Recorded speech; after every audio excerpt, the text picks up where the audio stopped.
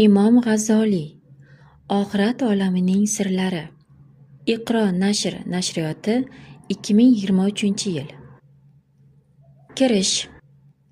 Bismillahir-Rahmanir-Rahim. Doimiy borlik sifati yolg'iz ungagina maxsus bo'lgan va o'zidan boshqa narsalarga foniylikni hukm qilgan Alloh azza va jallaga hamd va sanolar bo'lsin. U o'limni yaratdi va kufr bilan islomni bir-biridan ajratdi.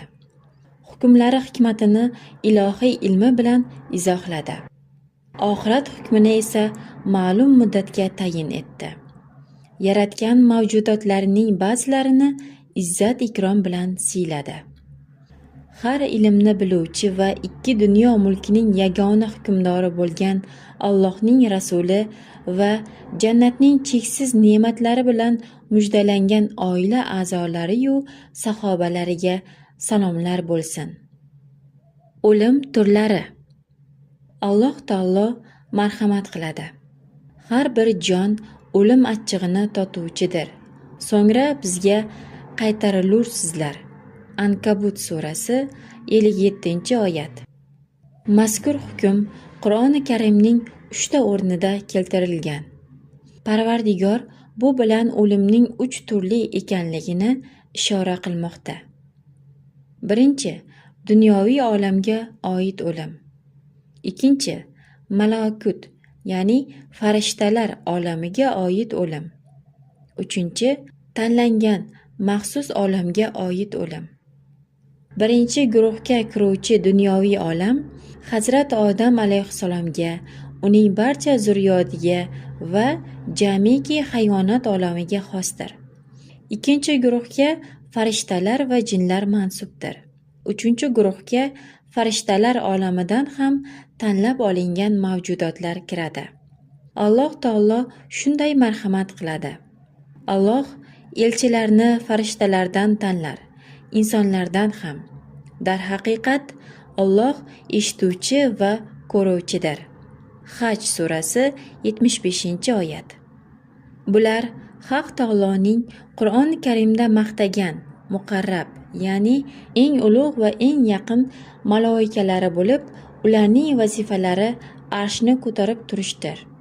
Alloh taolo ularni shunday sifatlaydi. Osmonlar va yerdagi borliq unikidir. Uning huzuridagi zotlar, farishtalar uning ibodatidan orlanmaydilar ham, charchamaydilar ham. Ular tun va kun sustkashlik qilmasdan Allohga tasbih aytadilar. Anbiyo surasi 19-20-oyatlar. Bular hoziroti Quds ahli bo'lib, Allohning xizmatida hamisha shay turadigan hozir va nozir farishtalardir. Farishtalar Allohning inoyati va maqtoviga mazhar bo'lgan xilqatdirlar. Bordi-yu, o'yin kulgu qilishni, xotin va farzand orttirishni istasak, agar shunday qiluvchi bo'lganimizda ham uni o'z huzurimizdan, ya'ni farishtalardan yoki jannat hurlaridan qilgan bo'lur edik. Anbiyo surasi 17-oyat. Ular Alloh taologa yaqin bo'lgan hollarida o'lim topadilar. Ularning Haq taologa yaqinlik darajalari ularning o'limlariga monelik qila olmaydi. Ya'ni ular Haq taologa qanchalik muqarrab, yaqin bo'lmasinlar, oxiri ular ham o'lim sharobini totajaklar. Shuni bilginki, dunyoviy o'lim haqida so'z ketar ekan, eng avvalo Allohga, uning rasuliga va oxirat kuniga iymon keltirganlargina bundan saboq olishlari mumkin. Bizning barcha gaplarimiz oyat va dalillarga asoslangan. Hazrati Odam alayhissalomning zurriyoti. Alloh taolo Hazrati Odam alayhissalomning sirtini masx qilib, qiyomatgacha uning naslidan bo'ladigan zurriyotlarini chiqardi. Ularni 2 guruhga ajratdi. Ilk avval Hazrati Odam alayhissalomning o'ng tarafiga, keyin chap tarafiga to'pladi. Alloh o'ng taraf egalariga boqdi. Ular oltin misoli porlar edilar. Alloh taolo marhamat qildi. Bular jannatga kiradilar. Men ularni mukofotlayman, chunki ular jannatiylar amalini qilib, shu maqomga o'zlari erishdilar.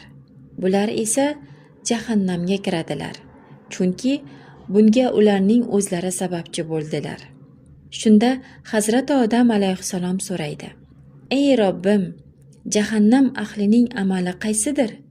Alloh taolo marhamat qiladi: "Menga shirk keltirish, payg'ambarlarimni yolg'onchiga chiqarish, amr va qaytariqlarimda kitobimdagi hukmlarga isyon qilishdir." Odam alayhissalom yana so'radi: "Ey Allohim, ularni menga ko'rsat, balki ular yomon amallar qilmaydigan avlodlarimdir." Shunda Alloh ularni guvohlikka keltirdi: "Robbingiz odam o'g'illarining bellari, pushti kamarlaridan zurriyotlari ruhlarni olib, ularni o'zlariga guvoh qilib turib, men Robbingiz emasmanmi?" dedi.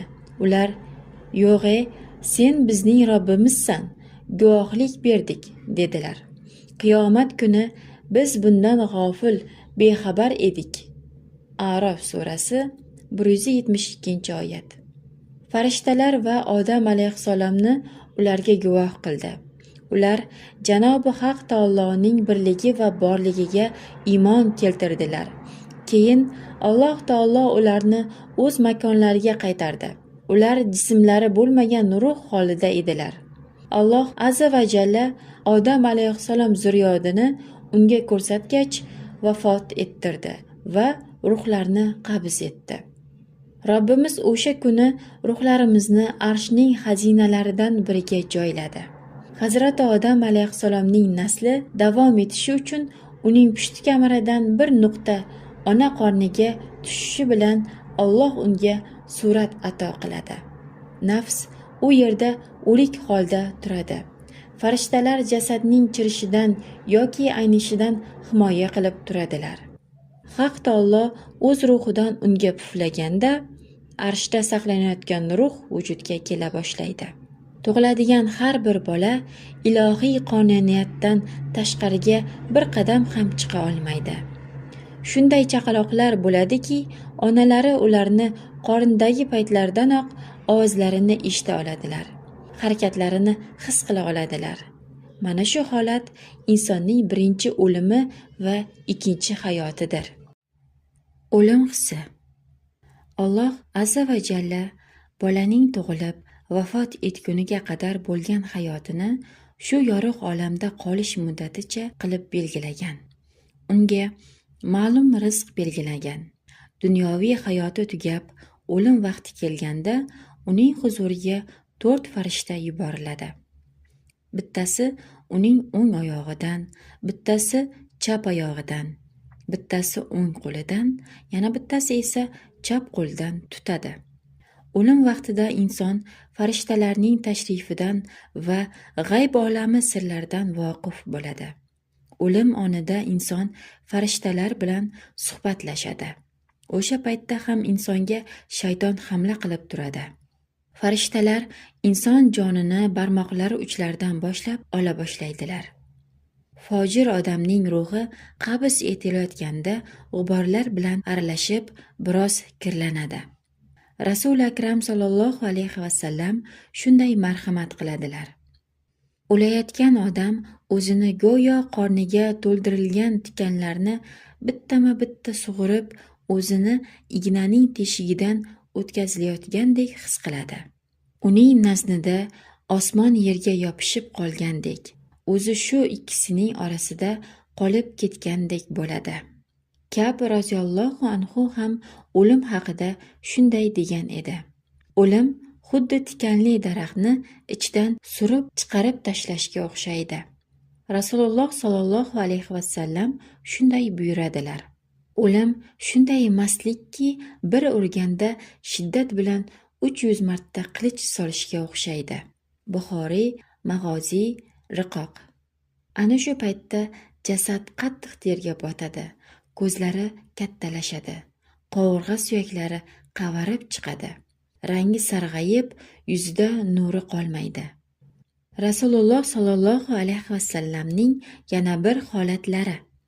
Bir kuni Hazrat Oysha roziyallohu anhu Rasul Akram sallallohu alayhi vasallamni chalqancha yotib uxlayotganlarini ko'rdilar. Bundan ta'sirlanib ko'zlariga yoshlar keldi. Sizga jonim fido bo'lsin, qo'rqitguvchi narsalardan, alam beruvchi, qo'rqituvchi narsalardan asra Alloh. Yuzingizni yoshlar yuvar, rangingiz sarg'aygan bo'lsa ham, oy yuzingizni nuri porlar, atrofni shu nur yoritar. Farishtalarning zarbasi. Jon halqumga kelganda kishining tili tutiladi. Hech kim bilan gaplasha olmay qoladi. Jon ko'krak qafasiga tiqilganda nafas olishi torayadi. Ko'kragiga zarba yeganda dahshat ichida qoladi. Umuman kuchi qolmaydi. Og'ir yaralangan kishi ko'kragidan yaralansa ovozi chiqmagani kabi yoki baland harorat, isitma tufayli harakatlari ham ma'nosiz bo'ladi. Ba'zi birovlarni farishtalar jahannamdan olingan zaharli o'q bilan yaralaydi. O'shanda odam o'zini tashqariga otadi, ammo farishta uni tutib yana joyiga keltiradi. Ba'zi birovlar esa osongina jon taslim qiladilar. Jon asta-sekin tomoqqa qadaladi, bir muddat to'xtaydi. Ruh yurakka yaqinlashganda undan ayrila olmay, uzila olmay turib qoladi. O'q go'yo o'lim dengiziga botirib olingan igna kabidir. Chunki hayotning siri yurakka bog'liq. Olimlar shunday deydilar. Hayot ruhning jismga birlashishidan iborat. Hayot fitnalarga to'la. Shaytoni layin insonga tug'ilgan kunidan boshlab to umrining so'nggi kuniga qadar uni badbaxt qilish uchun hamroh bo'ladi. Iblis yordamchi navkarlarini insonning ruhiga kuzatuvchi va chalg'ituvchi qilib tayinlaydi. U odamga avval yashab o'tgan ota-bobolari suratiga kirib, do'st birodarlar ko'rinishida nasihatlar qilib ko'rinadi. Alloh taoloning marhamati shudir. Ey Robbimiz, bizni hidoyat yo'liga solganingdan keyin dillarimizni to'g'ri yo'ldan og'dirma va bizga huzuringdan rahmat ato et. Albatta, sen barcha ne'matlarni ato etuvchidirsan. Oli Imron surasi 8-oyat. Ya'ni bundan avval sen bizga iymonni hidoyat aylagan eding. O'lim onlarimizda ham qalblarimizni to'g'ri yo'ldan toydirma. Haq taolo bir bandasiga hidoyatni nasib aylab, dinda sobit qilsa, ilohiy rahmatga noil bo'ladi. Ilohiy rahmat degani Jabroil alayhissalom demakdir. Chunki Jabroil alayhissalom bandaning yoniga kelganda shayton u yerdan qochib uzoqlashadi. O'lim holida yotgan kishi ana o'shanda tabassum qiladi. Endi unga Alloh taolodan Jabroil alayhissalom xushxabar keltiradi. Ey falonchi, meni taniyapsanmi? Men Jabroilman. Seni aldamoqchi bo'lganlar shayton navkarlari edi. Sen haniflardansan. Shu bois Hazrat Muhammad sallallohu alayhi vasallamning shariatida vafot et. Bir inson uchun bundan ortiq baxt yo'q. O'lim farishtasi mo'min qulning jonini uni qiynamagan holda sekin sug'urib oladi.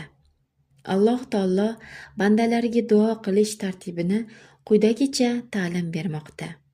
Ey Robbimiz, albatta, sen odamlarni beshak keladigan kun qiyomatga yig'uvchidirsan. Albatta, Alloh va'daga xilof qilmagay. Oli Imron surasi 9-oyat. Ba'zi insonlar namoz o'qiyotganda vafot etadi, ba'zilari esa uxlayotganda, yana ba'zi birovlar o'yin-kulgu hollarida. Bu ishga inson hayotida bir marotaba duch keladi. Ba'zi insonlarga o'limidan oldin vafot etgan qarindoshlari, yoru birodarlari ko'rsatiladi. O'shanda undan shunday bir ovoz chiqadiki, uni insonlardan boshqa hamma mavjudot eshitadi. Agar uni biror inson eshitganda edi, aql hushdan o'sha zahoti ayrilgan bo'lar edi.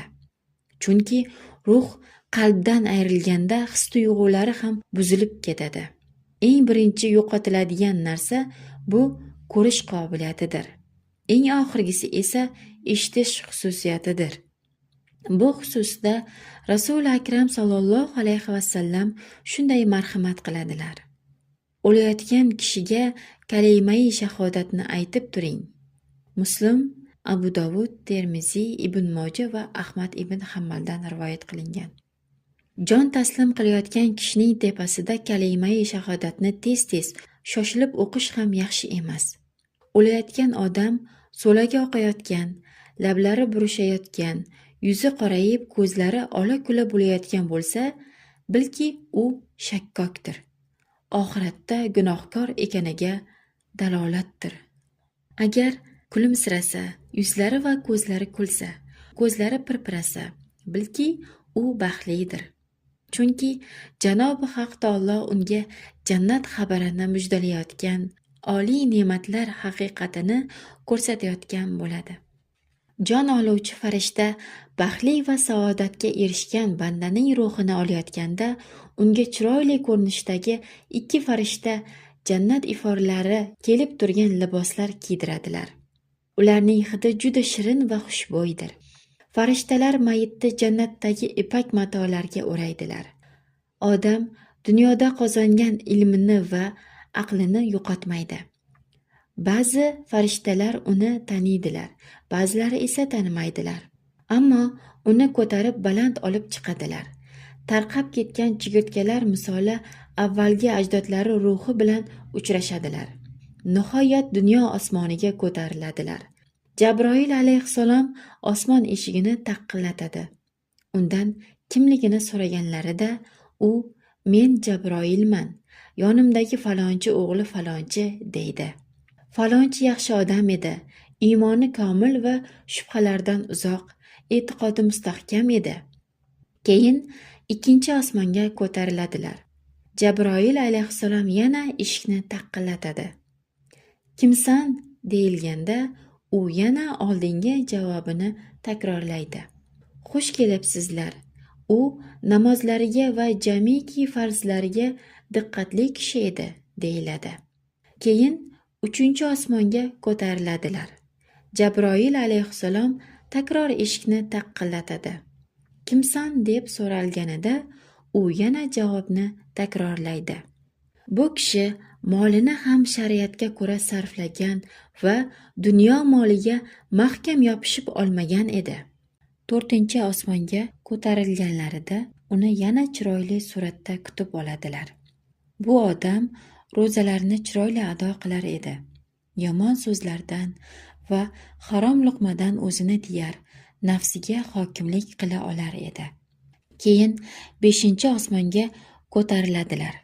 U yerdagilar mehmonlarga hajni riyosiz ado qilgani va shuhratdan o'zini uzoq tutgani uchun chiroyli muomalada bo'ladilar.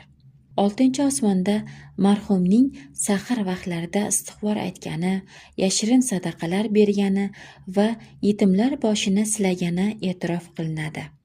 Marhum uchun yana yangi eshik ochildi va nihoyat baland devorlar bilan o'ralgan yerning eshigi oldiga yetib keldilar.